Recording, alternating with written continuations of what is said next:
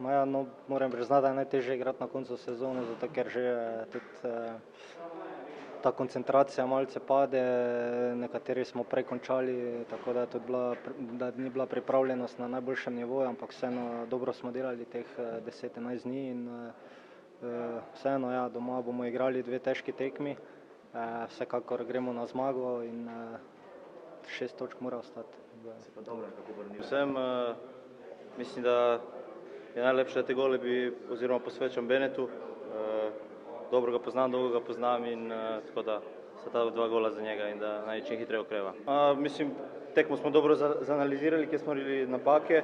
Mislim, da smo to tekmo, kljub temu, da je lažji nasprotnik, kar je normalno, nekako spustili žogo na tla, igrali, si ustvarili zelo veliko priložnosti, takoj zadeli, kar enostavno potem omogoči lahko igro in mislim, da zasluženo zmagali, mogoče celo s kakšnim zadetkom večji na koncu.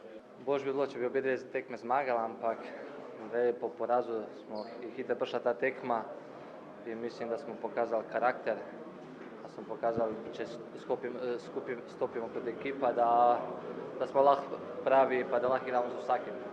Mogoče Latvija ni tako močna, ampak vseeno ne moreš vsak dan dati 5 golov. Ja, res je, super. Ko zmagaš tekmo po dolgem času, mislim, da je cela ekipa bila zaslužena za to zmago. Vsi smo bili, zelo veseli, tako da jaz upam, da je to, ena dobra popotnica za naprej. Izgledalo je lahko, ampak ta naš odnos na začetku tekme je vse rešil, vse dvome. Tekmo smo, tako rečeno, že v prvem polčasu zaključili. Mogoče bi morali kak gol več dati za samozavest, ampak tudi z rezultatom 5-0 moramo biti zadovoljni.